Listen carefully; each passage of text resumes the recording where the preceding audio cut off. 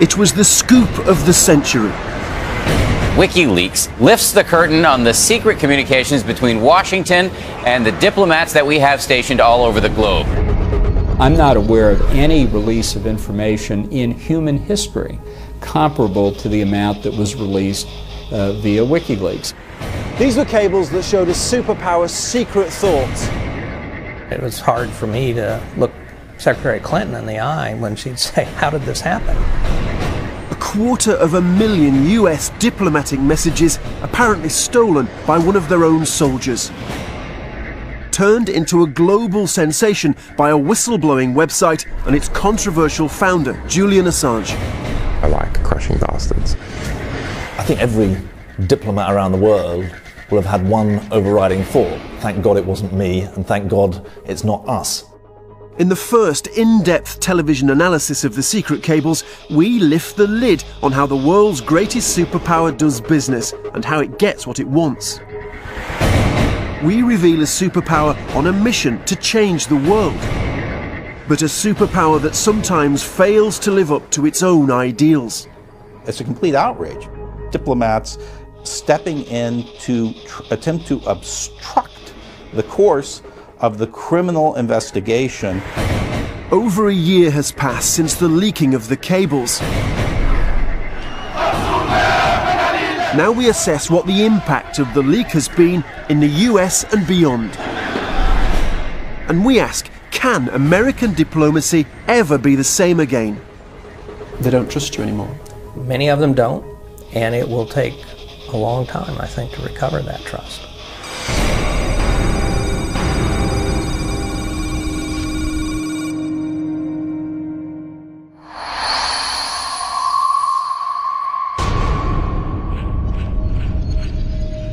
It's late November 2010.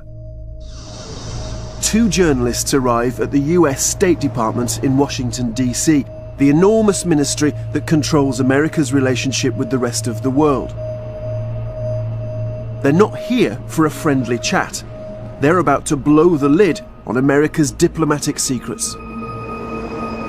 There's maybe a dozen senior officials, and behind them, at least a dozen more minions taking notes on laptops and so on. And they represented not just the State Department, but all of the intelligence agencies and the Defense Department. And they did not look happy. The US State Department was facing a crisis unlike any other. 250,000 internal messages, or cables, between Washington and US embassies all over the world had found their way into the hands of the whistleblowing website Wikileaks, and from there to 5 major newspapers. Their message at the opening of the meeting, in uncertain terms, was, "You've been given stolen material, classified material. There would be grave consequences if you published any of it."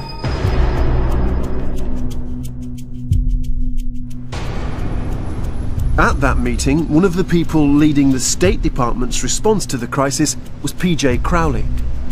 These stories resulted from a crime. For us, this was still classified material, and it was our responsibility to continue to protect it. The State Department was right to be worried.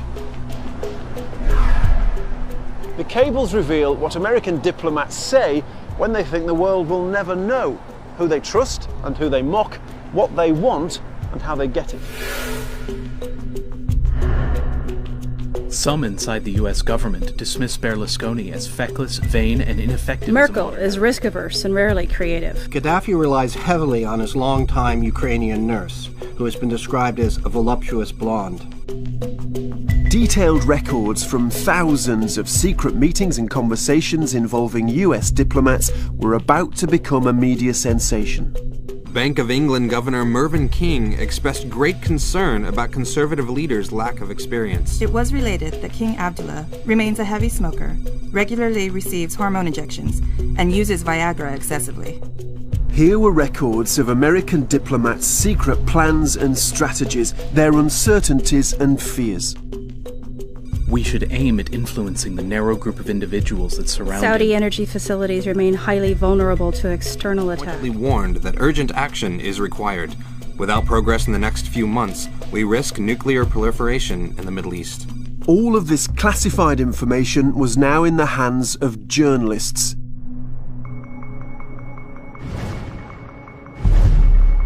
In Washington, there was panic.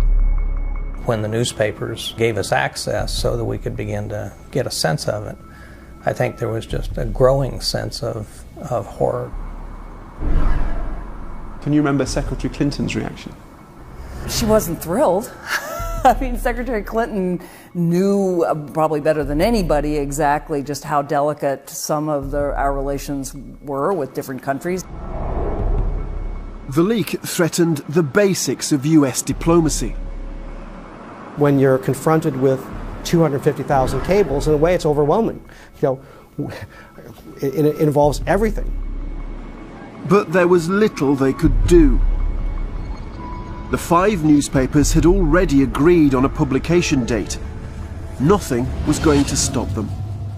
All the US government could do now was try to get ready. They knew that within a matter of weeks the world would know their secrets, and the only question was how bad it would be. We knew that it was going to potentially do an enormous amount of damage to some of our key relationships. And what was the atmosphere like in the State Department that these cables would be there for all to see? Battening down the hatches. On the 28th of November 2010, it began. Huge trove of documents released just hours ago by the whistleblowing website Wikileaks lifts the whistleblowing website released another pile of government documents Sunday, including... Whoever leaked all those State Department documents to the Wikileaks website is a traitor. Within 24 hours, the cables had become a global sensation. It's hard to think of a worse day for US diplomacy. America's private opinions and conversations splashed across every front page in the world. Wikileaks. The founder, Julian Assange, is now on disclosures.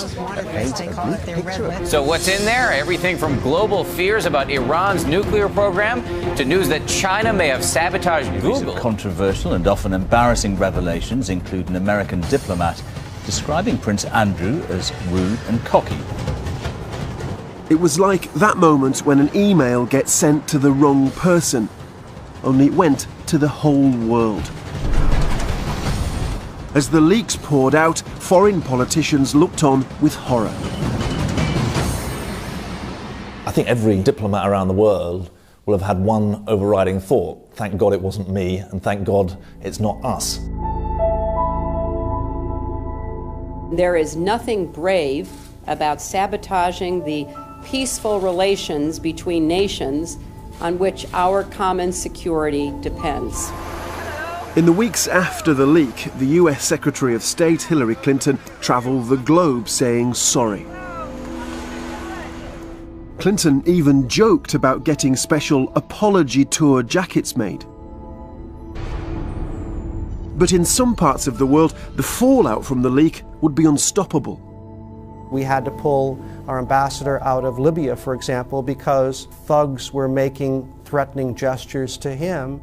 We had an ambassador in Mexico. The Mexican government just made clear we can no longer do business with this American ambassador, and he's now being replaced. In Washington, tough questions were being asked. President Obama is a pretty calm guy, even in tough times and stressful times. But he was clearly incredibly angry, along with the rest of us. And the question, obviously, to me and to others was, how in the world could this happen? A suspect had been identified. Online chat logs had given him away. The suspected source was not a foreign government or a spy at the heart of the US machine. It was an American soldier sitting in a remote base in the deserts of Iraq. Bradley Manning was a lowly PFC, a private first class, but he had access to a world of secrets.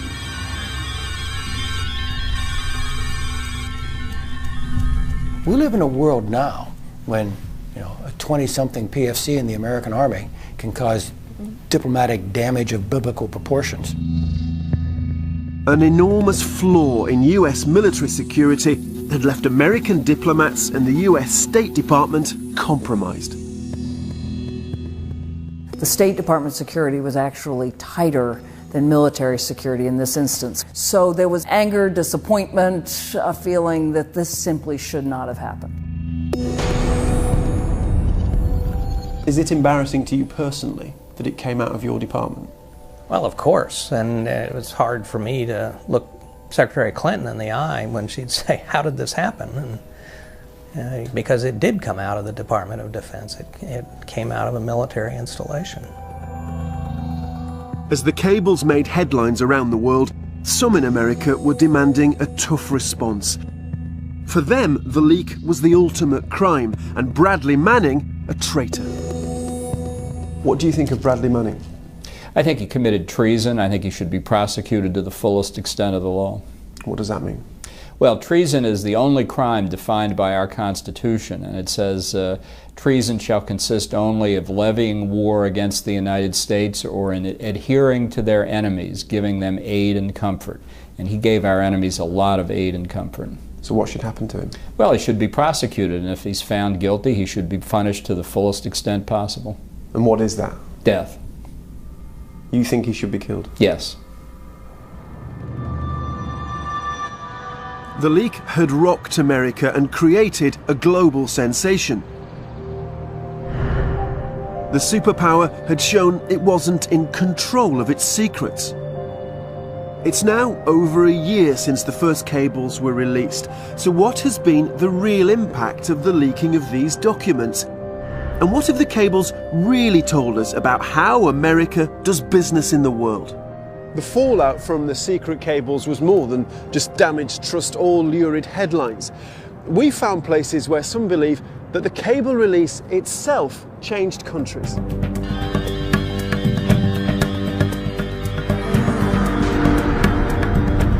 In mid-October 2010, two Tunisian political activists, Sami Ben Gabir and Malik Kadraoui, got hold of some of the secret US cables. At the time, Tunisia was ruled by a dictator, President Ben Ali. Someone got the cable and they gave me a bunch of Arab leaks, around 300 cables. Sami Ben called and he told me that I have a bomb. So I opened the file and I started reading. Inside the cables were damning reports written by the American ambassador about the dictator Ben Ali. They showed the extent of his regime's corruption and excess. Corruption in Tunisia is getting worse. Whether it's cash, services, land, property, or yes, even your yacht, President Ben Ali's family is rumored to covet it and reportedly gets what it wants.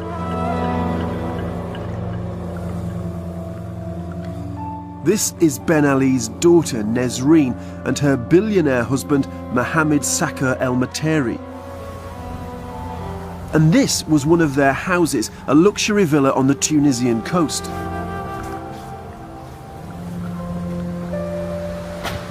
So this villa's obviously been smashed up by looters. But this place inspired one of the most infamous cables to come out of Tunisia. The American ambassador was invited here for dinner. And what he found, the wealth and the opulence, astounded him.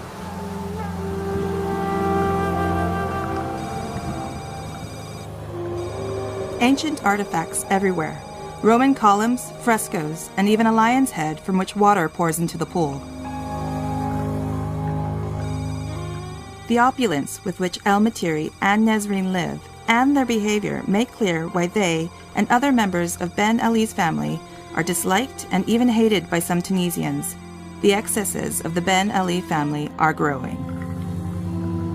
So this cage is very, very famous in Tunisia, and it's all because of the cables.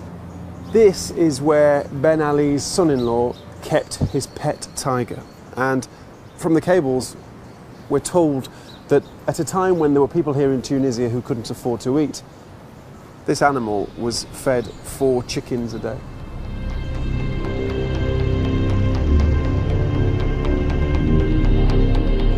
At the time of the cable release, Tunisia was already suffering economic unrest. Food prices were rising, youth unemployment was at crisis point. The cables showed the contrast between the lives of ordinary people and their rulers. For activists like Malik and Sami, the cable leak was an extraordinary opportunity. The Wikileaks cable was for us like a new tool or a new weapon to make this contest come down from the internet to the street. They published the Tunisian cables on the same day as the Wikileaks splash. It was a very huge reaction. First of all, on the social networks, Twitter, Facebook, and our community. It was like a bomb. Now, the secret American reports of the Ben Ali's excess were out there for ordinary Tunisians to read. It wasn't that Tunisia didn't know about the corruption. Most people here were well aware of how the elite lived. It was now that they could see that the Americans knew. Ben Ali was a president who made an awful lot of his relationship with the United States. But the cables show that the Americans knew him for what he was. They were critical and they were disparaging. When people was in the street, they have in their mind that this regime is really corrupt, that this regime is not really supported by foreign forces, so that maybe people was saying, okay, maybe he's not too strong, maybe he's not too invincible. And senior ministers in Ben Ali's regime saw the cables were having an impact. When the people of Tunisia saw that there is this criticism of the president, of the surrounding, the circle, etc., of course, maybe they were not expecting this from the Americans. So what difference did that make? I think it did encourage people to speak in a more open and louder way. This is, in my opinion, there is no doubt. The regime tried to block the websites carrying the cables. They failed. The secret documents helped fuel a mood of change in Tunisia. We published them on November 28th, and the revolution started on December 17th. It's 2 weeks. 2 weeks.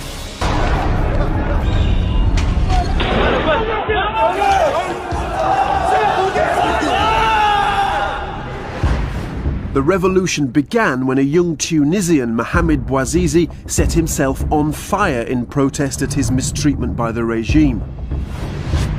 His death provoked outrage and brought crowds to the streets. And as they vented their anger, the cables inspired many of their chants.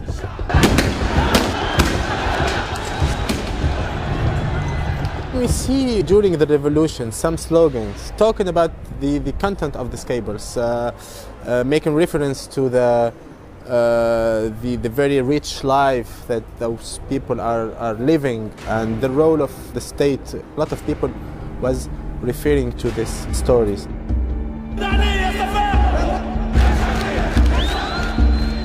Those protests would bring down a dictatorship that had lasted 23 years.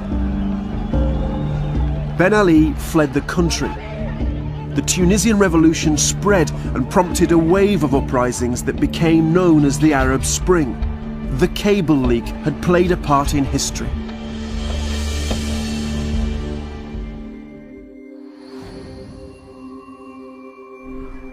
But what about America itself? What do the cables reveal about the superpower? We've spent months analysing these documents. They show how America's diplomats try to get what they want, how they gather gossip and how they use it, how they deal with their enemies, and what they say about their friends when they think no one's listening.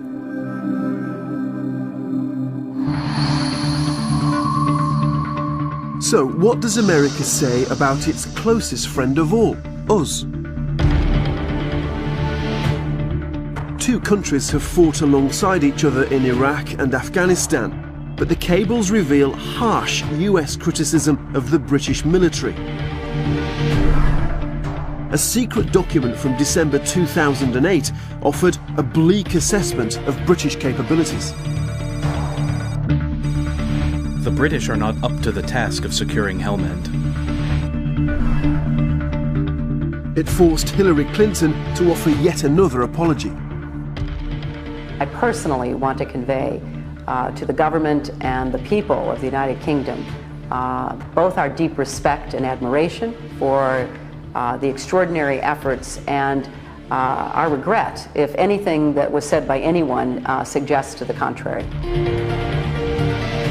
And the secret documents show the Americans were hearing concerns about our political leaders.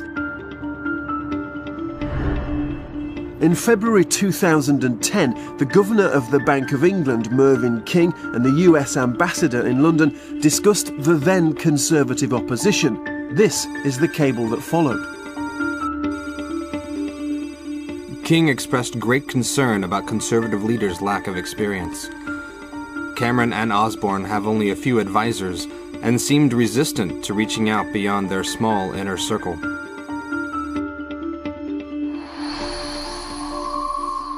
It is the duty of a diplomat to report those conversations so people can take that into account so they know what's going on. And gossip is not gossip if it's conversations that are had. Gossip is speculation, and there is no speculation. But some cables are not so easy to explain away. In 2009, Ivan Lewis was a Foreign Office minister in Tony Blair's government. He got to know the Americans during this time, and they tried to get to know him. No detail or rumour was too grubby. Lewis reportedly remains a bit of a hound dog where women are concerned.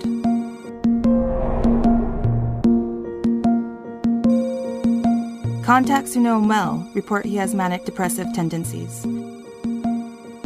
He's very up one minute, very down the next, and at least one Foreign and Commonwealth Office colleague has described Lewis as a bully.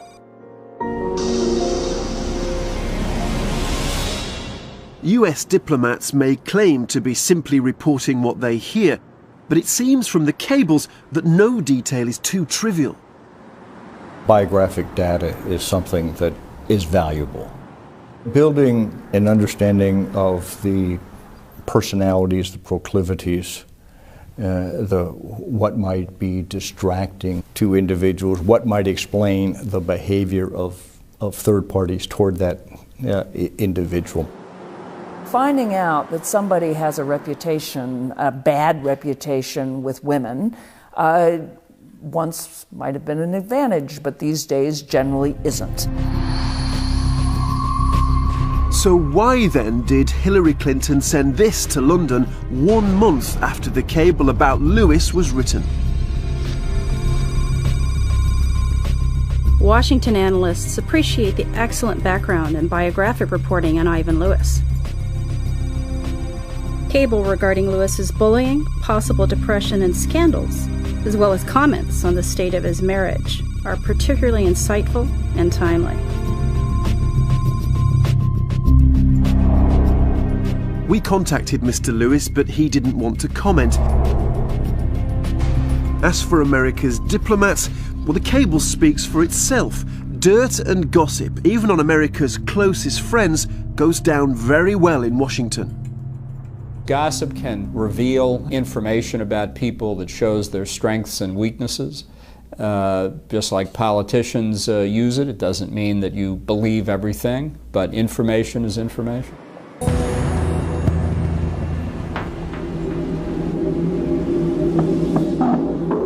And there is no limit to America's desire for information on its friends. It's about much more than just gossip. What we've seen is the Americans want any piece of information, no matter how trivial.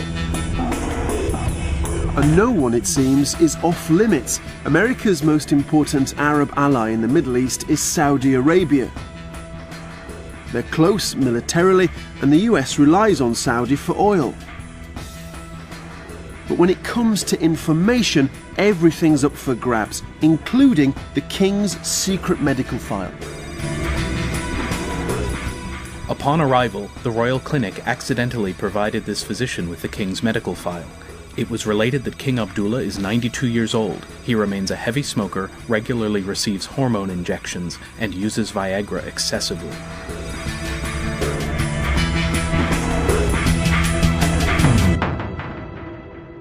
It looks like US diplomats behaving like tabloid hacks, anything to get the story.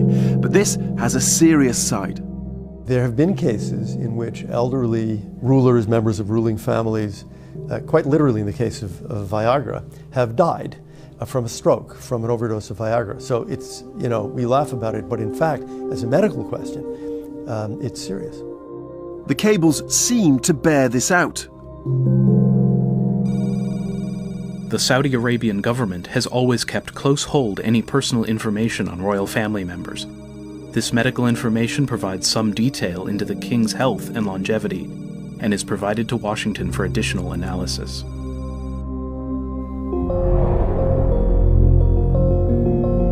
The cables are a snapshot of America's vast information-gathering machine. But again, what's most revealing is the sort of behaviour that's officially demanded, even of US diplomats at the United Nations. Diplomats are not spies, which is why the US didn't want the world to see these secret requests. Reporting officers should include as much of the following information as possible: credit card account numbers, frequent flyer account numbers, work schedules, and other relevant biographical information. This seems pretty clear. The Secretary of State requesting US diplomats to do their best to collect personal and private information on foreign diplomats at the UN.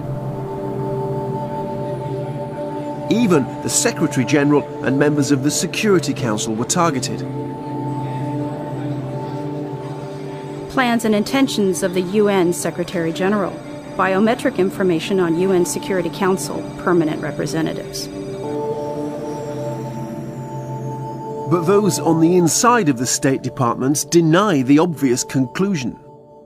Should we view diplomats as effectively spies as well? No. Why? They're not. They're asked to spy in that cable. That doesn't mean they do.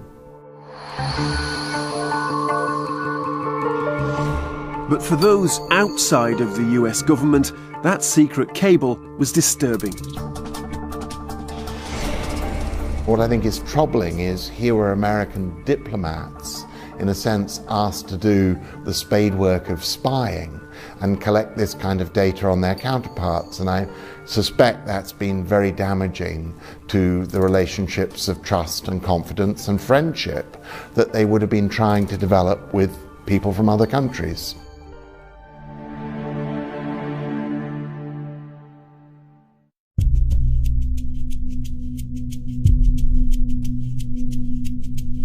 The cables reveal aspects of US diplomacy that America did not want us to see.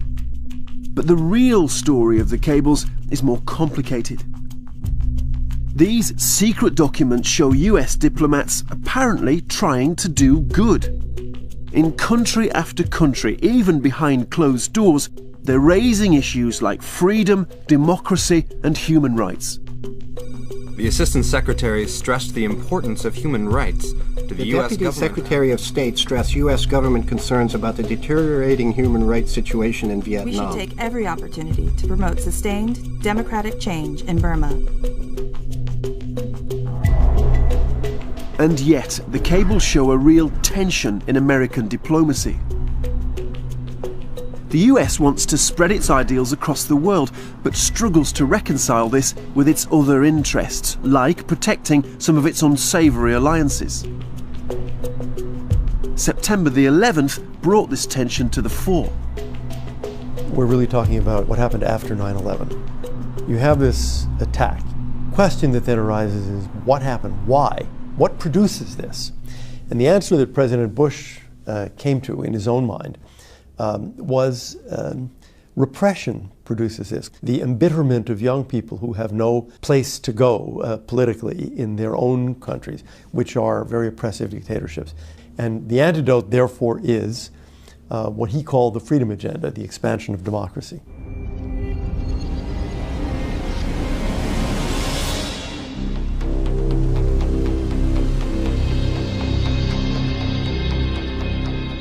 One of the places where that freedom agenda was applied was Egypt.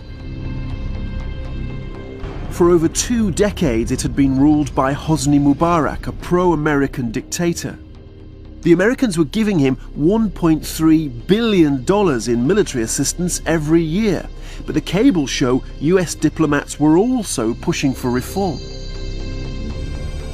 We do not have a silver bullet, but we can press reforms that will lead inexorably to the death by 1,000 cuts of Egypt's authoritarian system.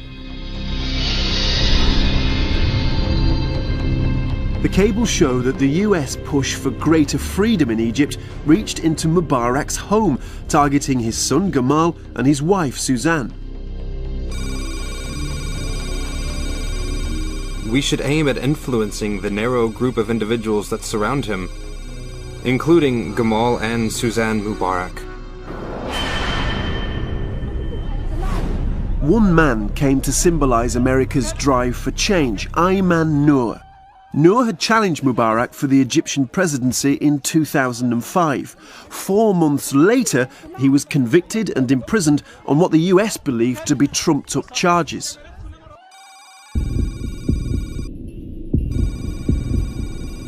The embassy has raised strong concerns about the arrest and detention of Ayman Noor, with a variety of government of Egypt contacts at both senior and working levels.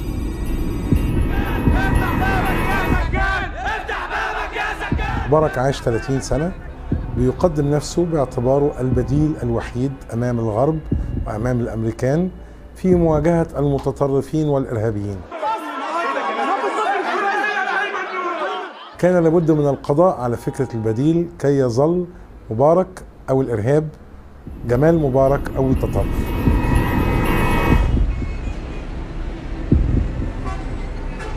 The cables show that America repeatedly raised Noor's case with the Mubarak regime, and they reveal the dictator's angry response. Mubarak takes this issue personally, and it makes him seethe when we raise it. Nabil Fahmy was Egypt's ambassador in Washington during the Bush years. The Ayman Noor issue was impacting on Mubarak's dealings with the US. Reference to specific cases annoyed him quite a bit. How he reacted towards the US and the administration generally, he did not come back to the US in Bush's second term. Not once. America's push for reform, pursued privately and publicly, was poisoning relations. When the Americans linked the war against terrorism to democracy promotion, it really complicated things, and it personalized the tensions between the two presidents, in particular President Bush, George W. Bush, and President Mubarak. Mubarak resents and ridicules the U.S. reform agenda. The cables show US diplomats warning this pressure for reform had pushed the relationship between America and Egypt to a new low. US and Egyptian differences over the pace and direction of political reform have drained the warmth from the relationship on both sides. But the Americans needed Mubarak. US security interests depended on the alliance. The Suez Canal was an artery for American military operations around the world, and Egypt's peace deal with Israel had helped preserve a kind of stability in the Middle East. This was a dilemma at the heart of American diplomacy, and it's captured in a cable.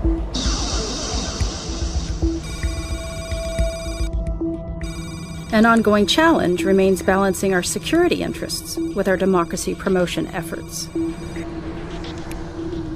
A long friendship, a partnership with Egypt against terrorism, an Egypt under Mubarak who by any measure would be more forward-leaning with regard to Middle East peace then an Egyptian government that was more reflective of the Egyptian street. And then over here, you just had the raw demands of democracy and representative government. These are hard choices. The Americans weren't the only ones facing hard choices.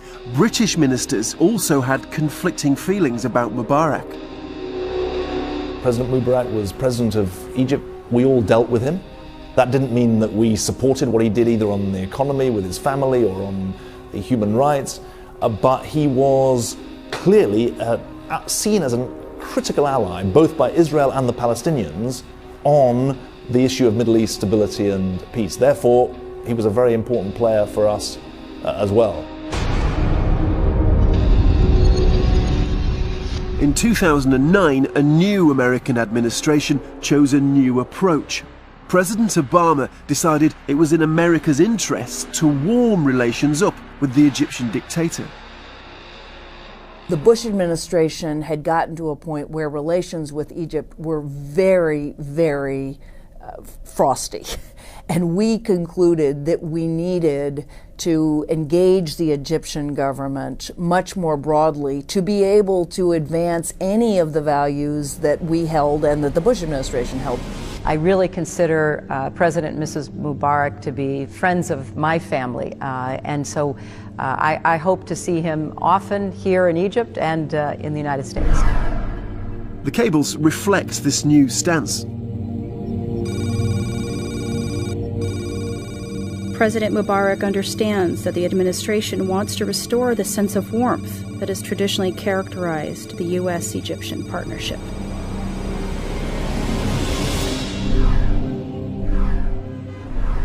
President Obama's strategy may have been influenced by a massive miscalculation by US diplomats in Cairo, a mistake we only know about because of the cables.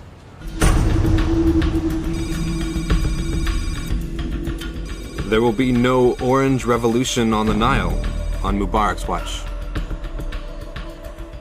For years, the thrust of advice coming from America's diplomats in Cairo was that there was no chance the Mubarak regime would be toppled.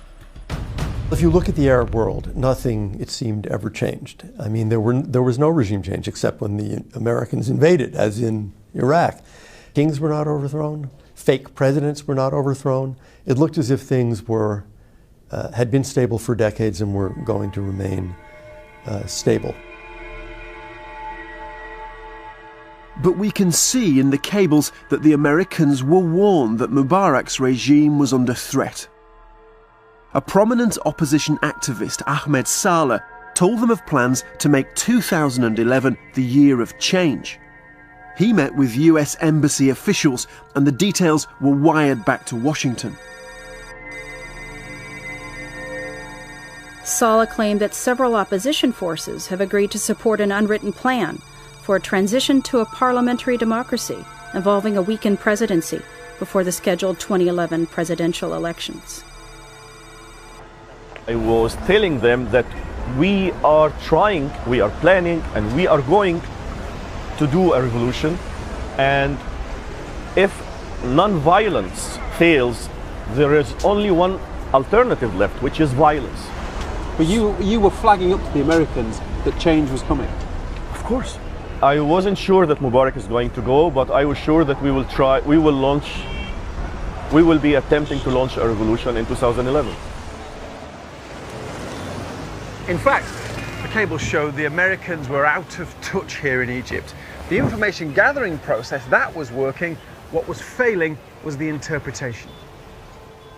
After the meeting with Saleh, this is what the US ambassador in Cairo cabled to Washington. The stated goal of replacing the current regime with a parliamentary democracy prior to the 2011 presidential elections is highly unrealistic. The events that happened here in Tahrir Square, the Americans just didn't see coming. They couldn't imagine that the Egyptian people could rise up against the dictator. But rise up they did.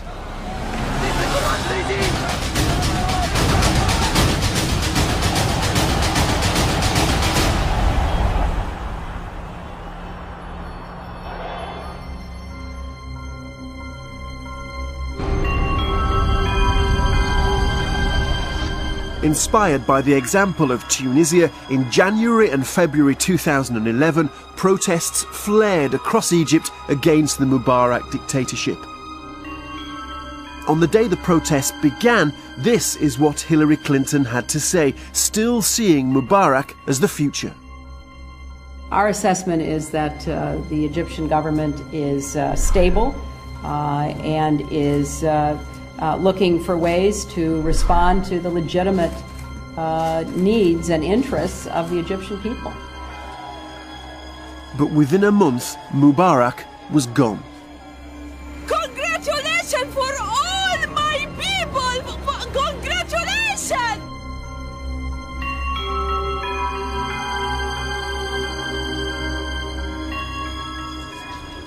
When Hillary Clinton visited Tahrir Square, some of the democracy activists refused to meet her.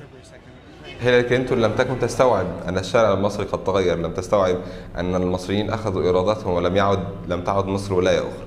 كانت تتحدث بنظرة متعالية، لم يكن من السهل علي تقبل هذه النظرة وأن أقابل سيدة وزيرة الخارجية الأمريكية.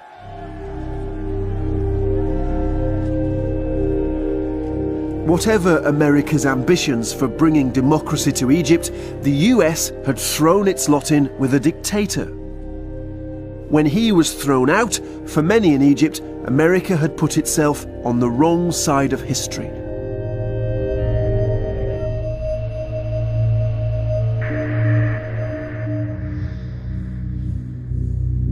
Failed efforts to spread democracy and cosy alliances with dictators are recurring themes in the cables. There are times, though, when the US position approaches hypocrisy. Competing pressures make them say one thing but do another. We can see this tension in the place where the cable leak helped cause revolution, Tunisia. The cables show that for years before the revolution, US diplomats were telling the regime in Tunis it needed to change. The cables make it quite clear. American diplomats here in Tunisia were not only interested in the corruption of the Ben Ali regime, they were also actively raising the issue of reform. Our message to Ben Ali should be that while we do not seek regime change, we expect a real transition to democracy.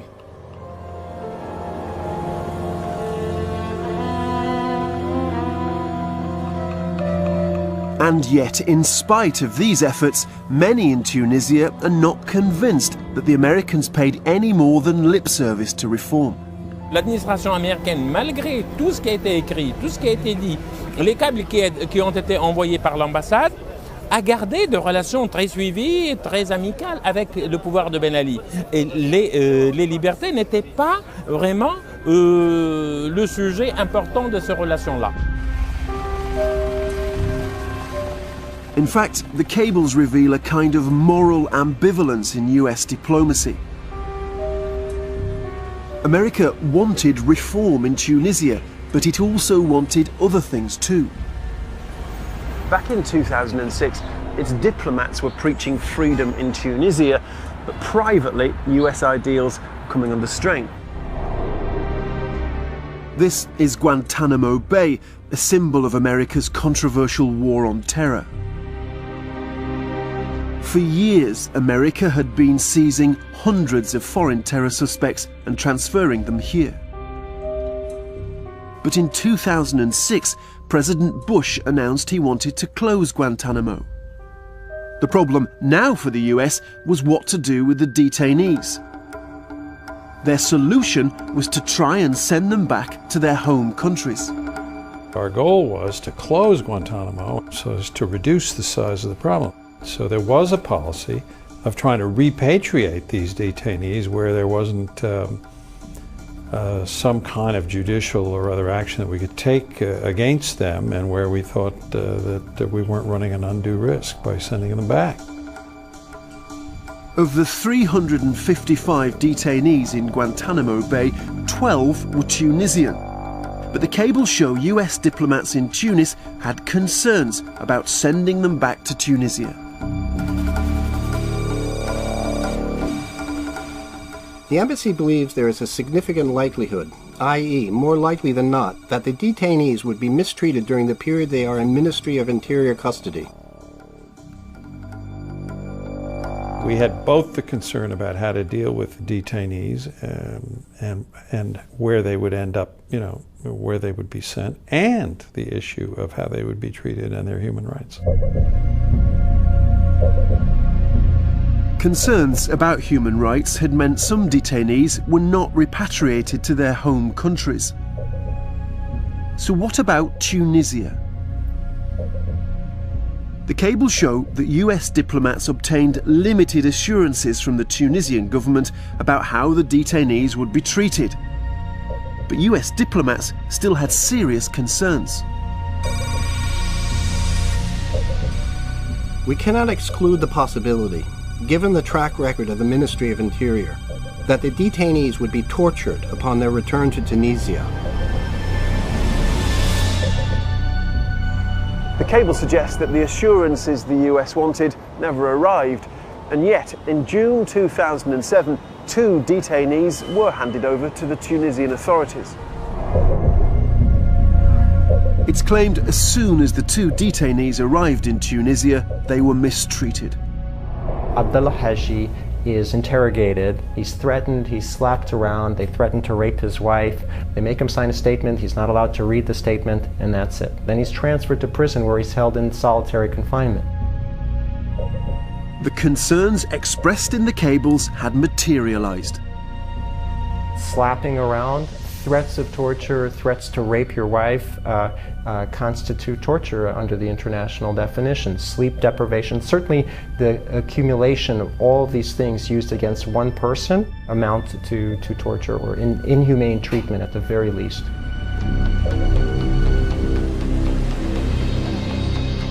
We asked the State Department about the case. They refused to comment, but the conclusion seems clear. America's strategic interests had collided with its ideals, and it was the ideals that gave way. On the one hand, they wanted the regime in Tunisia to make more progress on human rights, to be more presentable as an ally. On the other hand, they wanted security cooperation, and in this case, the security angle trumped the human rights angle clearly.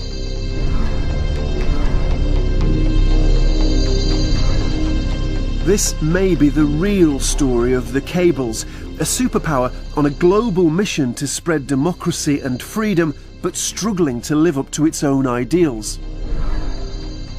Guantanamo Bay highlighted this tension. But for US diplomats, America's controversial war on terror brought yet other challenges. The cables reveal how they deal with the worst allegations against their government. Cables shed new light on some of the darkest secrets of US foreign policy, and not just in Tunisia. After 9/11, the Americans were using tough new measures. They were seizing terror suspects off the street and shifting them to interrogation centres in secret foreign locations. It was called rendition. We live in the real world. We had certain tools that were offered to us by our government that the Attorney General said was lawful, and it was our responsibility, American Intelligence Service, the American Armed Forces, to carry out these directions to the best of our ability.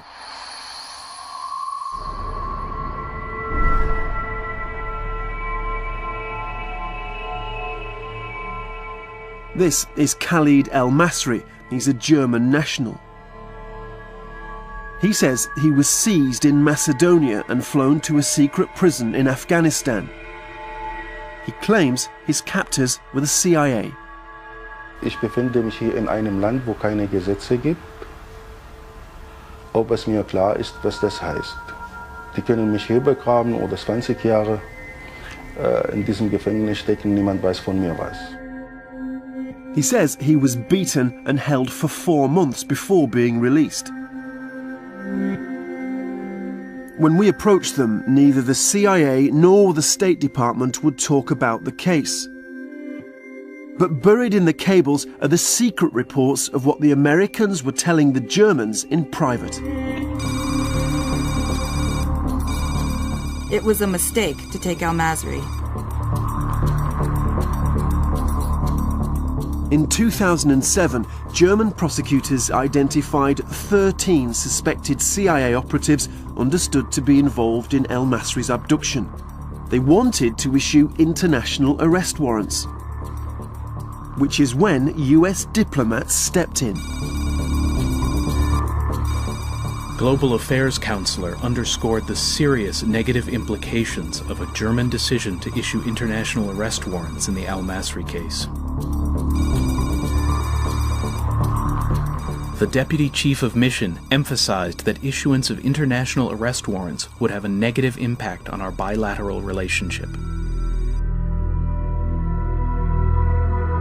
The message was clear.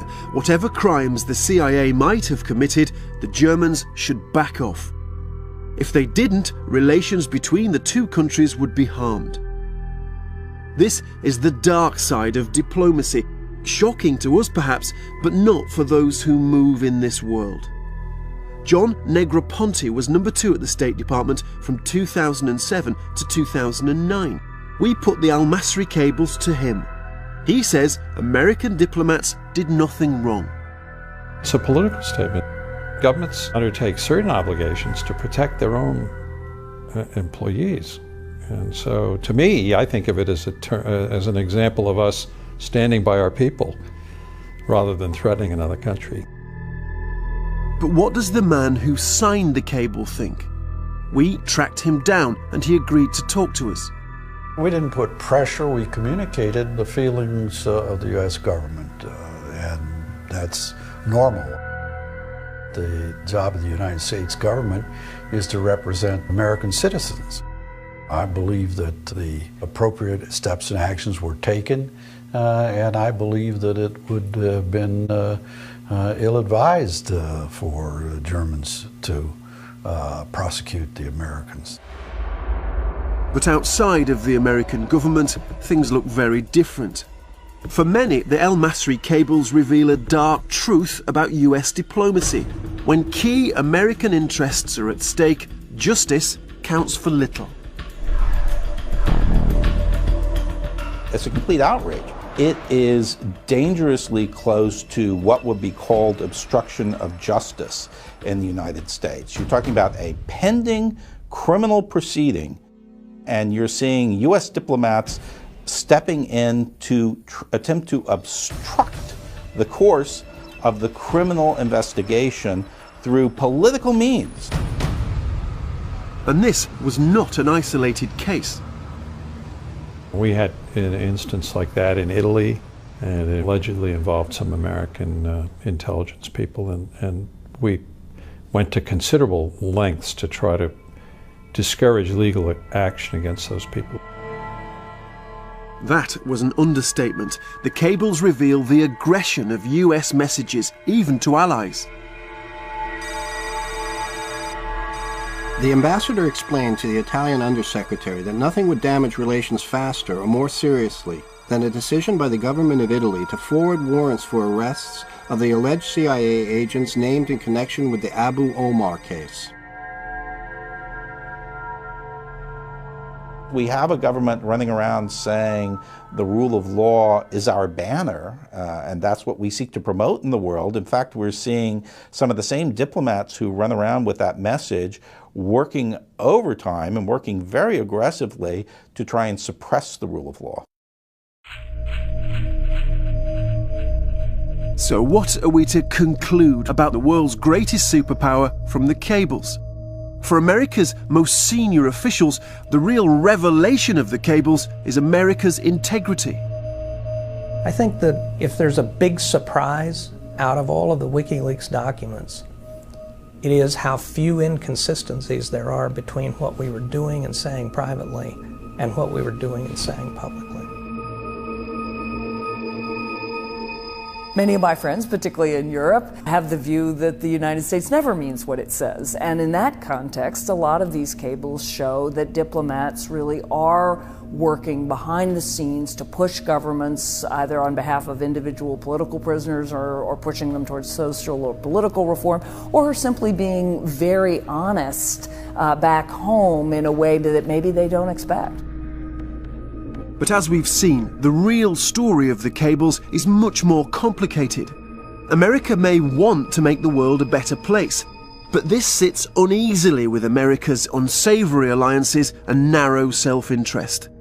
The cables show that when it comes down to it, all too often, it's the ideals that give way. We see a struggle between the world of the CIA and this counterterrorism effort versus the sort of general diplomatic mission, the mission of promoting democracy and the rule of law. And what we see is that there's no reconciling these two things. They're starkly at odds. Now, over a year has passed since the cables were released. Bradley Manning, the man accused of stealing the files, is facing a court-martial. Julian Assange, the man behind the Wikileaks website, is fighting efforts to get him to face sexual assault allegations in Sweden.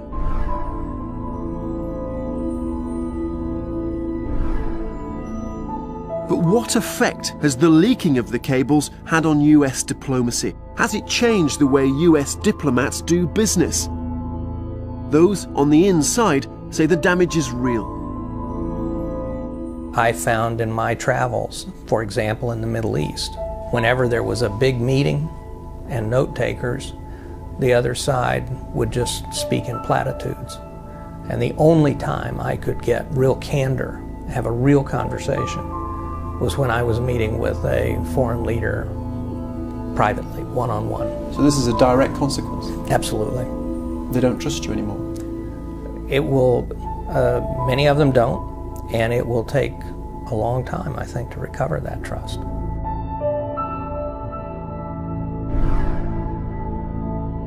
There's going to be a reduction in the willingness of people to talk to American diplomats because, again, we've proven that we don't have the ability to protect the confidentiality of the communication. And in the world of intelligence, they foresee other changes. If information and trust are lost, espionage and spies will have to fill the gap. Everybody who's used this information will have less to work with. That will mean the need for greater reliance on some of these things on clandestine collection.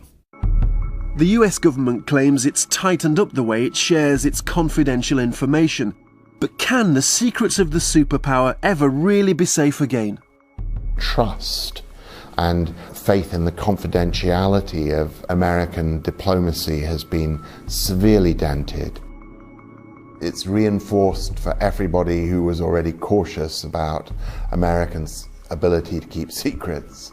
And for those who had not been burnt before, they've sure been burnt now.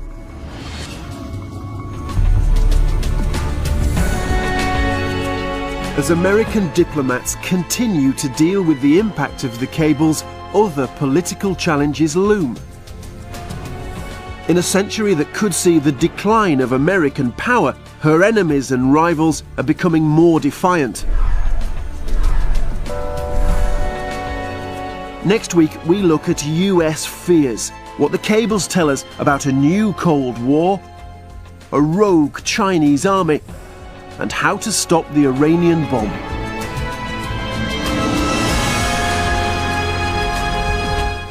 The Secret Life of a Superpower continues at 9 next Wednesday. Later tonight, another fascinating Storyville documentary on the world of women's cage fighting at the new time of 11:30.